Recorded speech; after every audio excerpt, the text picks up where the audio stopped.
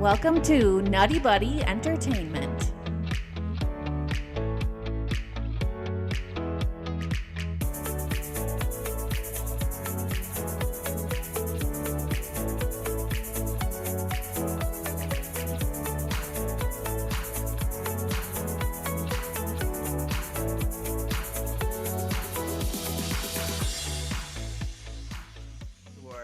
The next award being presented today is The Hero We Deserved. This is presented to which hero or villain would you have liked to have seen in the Spider-Man films? And the nominees are...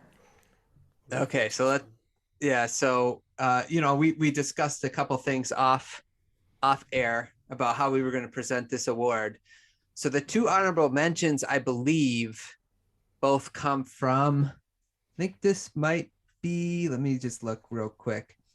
Yeah, this is both from me because all three of your guys's made the list, I believe. Ooh. Fisk was on my list as well, if I'm not mistaken. Or was that another one? That might be another one. Yeah, it might be, yeah. So basically, the reason why I have Kingpin on here is because he has been always interwoven in every, like most Spider-Man stories, whether he's funding the Sinister Six or whatever the case may be, he's always been around. And the fact that we've never got even like a reference of Kingpin in any Spider-Man movie, it blows my mind. So to me, the hero we deserved for any of the Spider-Man movie or universes should be Kingpin. The fact I'm glad we're going to get him now, but we should have got him before, in my opinion. Yeah. Well, the closest we got was Michael Clarke Duncan in that awful Daredevil movie with Ben Affleck. You know. Wait, there was a Daredevil. There was a Daredevil movie. Oh, I'm just. I know. You're feel like I'm crazy. You're trying to bait us in. It won't work. Gaslighting me, Ryan, and I don't like it. Let's go to the second one. I have Black Cat. That was the other one that I had that I would have loved. Great choice. That is such a good choice. I would have loved to seen in a Spider-Man film. Felicia, right? So Felicia Hardy. Yeah. It would have been nice to again, not necessarily that we have to get Black Cat right away, but at least the character to build up to the Black Cat would have been cool. Definitely. Okay, let's go to our nominees then. We have The Vulture, and that I will let. He's on both your lists, so let's see who got a turn last time. Well, and number one on both your lists, by the way, too, just so you guys know. Yeah. Let's let Elliot. Why don't you take this one? Yeah, just in general, it's disappointing that Sam Raimi never got to have his redemption with how mixed Spider-Man 3 was back in 2007. He never got to have a film that was more his creative input rather than studio interference. And I'll say the same about the other nominee, which I'm pretty sure is on this list, and we'll talk about him more. If you had asked me Bruce Campbell as Mysterio. If you'd asked me, like, if I had the choice between a dozen MCU movies or Sam Raimi's Spider-Man 4, I'd pick Spider-Man 4 every time out of curiosity, just to see what would have been. Yeah. And John Malkovich and Bruce Campbell are absolutely perfect, especially with Bruce Campbell's constant involvement in the trilogy as well, just to see that come to fruition as Quentin Beck.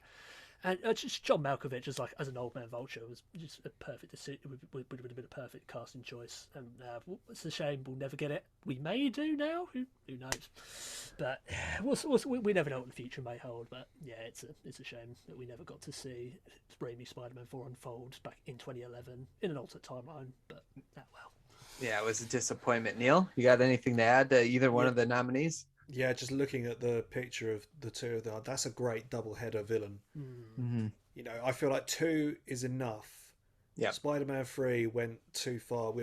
This is where I'm not concerned about No Way Home, because I don't feel like they're going to be...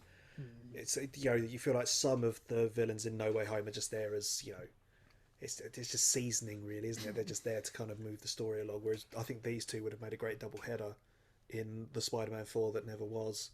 Particularly Malkovich as Adrian Toomes, brilliant.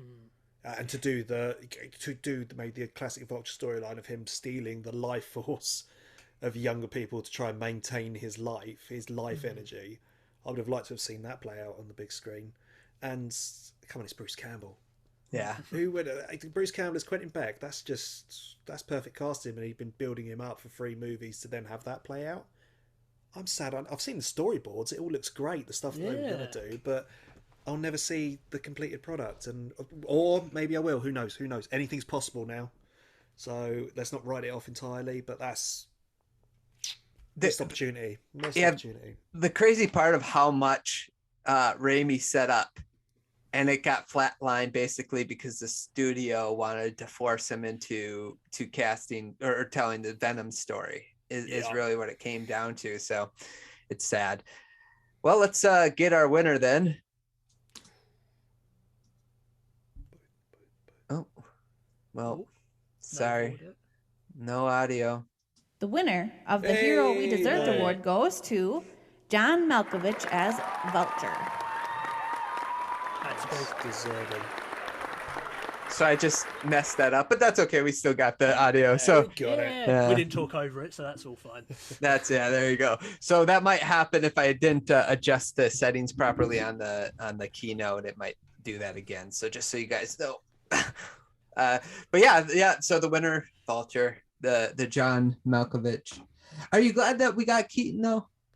Oh yeah, absolutely. Yes. Yeah. I think he's gonna. I think. Hey, look. Spoilers for the people listening. I think he's going to show up. I think Keaton might show up at some point in the not too distant.